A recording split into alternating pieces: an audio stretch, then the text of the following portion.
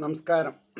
ശ്രീകൃഷ്ണ കഥാമൃതം ഭാഗം 491 491. ഓം ഗം ഗണപതയേ നമഃ. ഓം സം സരസ്വതേ സ്വാഹ. ഓം ശ്രീ ഗുരുഭ്യോ നമഃ. ഓം ശ്രീ രംഗനാഥശർമ്മണേ നമഃ. നാരായണ നാരായണ നാരായണ നാരായണ നാരായണ നാരായണ നാരായണ നാരായണ നാരായണ നാരായണ നാരായണ. ഓം ശ്രീകൃഷ്ണാർപ്പണമസ്തു. ഓം ശ്രീകൃഷ്ണായ പരബ്രഹ്മണേ നമഃ. ഓം ശ്രീകൃഷ്ണായ പരമാത്മനേ നമഃ. ഹരേ രാമ രാമ രാമ ഹരേ ഹരേ, ഹരേ കൃഷ്ണ കൃഷ്ണ കൃഷ്ണ ഹരേ ഹരേ. ശ്രീകൃഷ്ണ കഥാമൃതം ഭാഗം 491, സർഗം 230, ക്ഷത്രിയ സംഹാരം. അതിൽ 20ാമത്തെ ശ്ലോകം പ്ലസ് 21ാം ശ്ലോകത്തിൽ 2 വരി ആണ് പറഞ്ഞു നിർത്തിയത്. അതെന്തായിരുന്നു?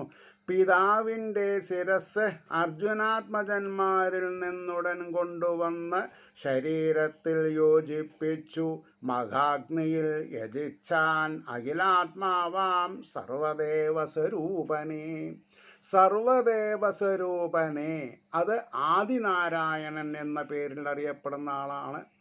ആദിനാരായണൻ ആണ് പരബ്രഹ്മം. ആ പരബ്രഹ്മം ത്രിവിധമായി പിരിഞ്ഞു.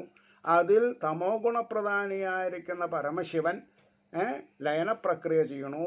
പിന്നെ രജോ ഗുണപ്രധാനിയായിരിക്കുന്ന ബ്രഹ്മാവ് സൃഷ്ടി നടത്തണു. പരിലാളിത തൽപരനായിരിക്കുന്ന മഹാവിഷ്ണു സ്വാത്വിക ഗുണനിധിയായി പരിലസിക്കണം. അപ്പോൾ വിഷ്ണു എന്നുള്ളതിനും ആദിനാരായണൻ എന്നുള്ളതിനും അർത്ഥം, വ്യാപ്തി വളരെ വ്യത്യാസമുണ്ട്. അപ്പോൾ നമ്മൾക്കൊക്കെ വിഷ്ണുവാണ്, അല്ലെങ്കിൽ നമുക്കൊക്കെ നാരായണനാണ്. അങ്ങനെയല്ല. ആദിനാരായണൻ, ആ ആദിനാരായണൻ ആണ് പുരുഷൻ എന്ന പേരിൽ അറിയപ്പെടുന്നത്. ആ പരംപുരുഷനാണ് ജീവാത്മാവായിട്ട് പരിലസിക്കുന്നത്. ബാലാഗ്ര ശതഭാഗസ്യ വിസ്തരസ്യ ഏകോ ജീവ പ്രമാണുമായി. ഇനി അതിൻ്റെ ശേഷം എന്താ പറയണത്? ബ്രഹ്മന്നു തെക്കേ ദിക്കേ ഈ ഹോതാവിന്നു കിഴക്കുമാം. ഈ 21 വട്ടം പിന്നെ ക്ഷത്രിയന്മാരെ ഇല്ലായ്മ ചെയ്ത് ബ്രാഹ്മണരെ സന്തോഷിപ്പിക്കാൻ വേണ്ടി ബ്രഹ്മാവിന് തെക്കേ ദിക്കേ ഈ ഹോതാവിന് കിഴക്കുമാം. ആരാ ഹോതാവ്? യജ്ഞത്തിൽ ഹോമം ചെയ്യുന്ന ആള്. പിന്നെയോ പടിഞ്ഞാറ് അധ്യരുവിനും, മന്ത്രം ചൊല്ലുന്ന ആൾക്ക് പടിഞ്ഞാറ് ഭാഗം കൊടുത്തു. പടിഞ്ഞാറ് അധ്യരുവിനും ഉദ്ഗാതാവിന്. ഉദ്ഗാതാവ് എന്ന് പറഞ്ഞെങ്കിൽ പിന്നെ എന്താ പറയുക, ഋഗ് യജുസ് കഴിഞ്ഞിട്ട് സാമവേദം ആലാപിക്കുന്ന ആൾ. സാമവേദജ്ഞനായിട്ടുള്ള ആൾക്കാർക്ക് പിന്നെ എന്താ പറയുക, ഉദ്ഗാതാവിന്നു വടക്കുമാം. ക്രിയ സൂക്ഷിപ്പവന് ആര്യാവർത്തം.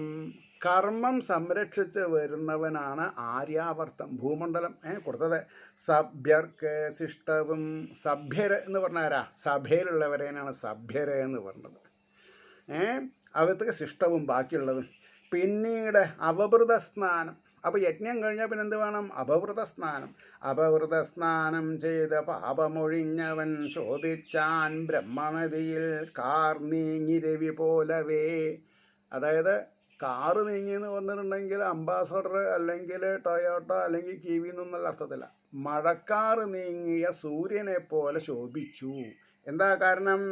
പിന്നീട് അവഭൃത സ്നാനം ചെയ്ത് പാപമൊഴിഞ്ഞവൻ. ഇവിടെ പാപത്തിനെയാണ് അന്ധകാരം അല്ലെങ്കിൽ മഴക്കാറ് എന്ന് പറഞ്ഞത്. ആ മഴക്കാറ് ഒഴിഞ്ഞ് സൂര്യനെ കാണുന്ന പോലെ അദ്ദേഹം എന്തു ചെയ്തു? ജ്യോതിർമയം ദേഹമാർന്ന്. ജ്യോതിർമയം നക്ഷത്ര രൂപമായി ജ്യോതിർമയം ദേഹമാർന്ന് ജമദഗ്നി വിളങ്ങിനാൻ. നമ്മളൊക്കെ ആത്മാവായിട്ട് മോക്ഷം നേടിയിട്ടുണ്ടെങ്കിൽ ഈ നക്ഷത്രമണ്ഡലത്തിൽ നക്ഷത്രങ്ങളായി തീരും എന്ന് ഒരു സംഗതിയുണ്ട്. അതാണ് ചിലവർ അച്ഛനെ നോക്കി സംസാരിക്കും, അമ്മയെ നോക്കി സംസാരിക്കും, കാമുകേനെ നോക്കി സംസാരിക്കും. പക്ഷെ നമുക്ക് എന്താ വേണ്ടത്? ബ്രഹ്മജ്ഞാനം ഉള്ളവനെ അത് സാധിക്കൂ. അല്ലാതെ കൊണ്ട് വേലി ചാടി വന്ന കാമുകിക്ക് ഒന്നും, അല്ലെങ്കിൽ മക്കളെ വിട്ടുപോയിട്ടുള്ള അമ്മയ്ക്കൊന്നും, അതായത് മക്കളെ നിരാധാരാക്കി ഭർത്താവിനെ, സുഖമില്ലാത്ത ഭർത്താവിനെ വേണ്ടെന്ന് വെച്ച് കാമുകനോട് പോയിട്ട് മരിച്ചിട്ടുള്ള ആൾ നക്ഷത്രമാവില്ല. പുനരഭിജനനം പുനരഭിമരണമായിട്ട് തീരും. അപ്പോൾ ഇവിടെ എന്താ പറഞ്ഞത്? ശോഭിച്ചാൻ ബ്രഹ്മനദിയിൽ കാർന്നീങ്ങിരിവി പോലവേ ജ്യോതിർമയം ദേഹമാർന്ന ജമദഗ്നി വിളങ്ങിനാൻ ഏഴാമനായി സപ്തർഷികളിൽ. സപ്തർഷികളിൽ ആരുണ്ട്? ജമദഗ്നി ഉണ്ട്. സപ്തർഷികളിൽ ജമദഗ്നിക്ക് സ്ഥാനം കിട്ടി. എന്താ കാരണം? സംശുദ്ധമായ ജീവിതം. അതന്നെ.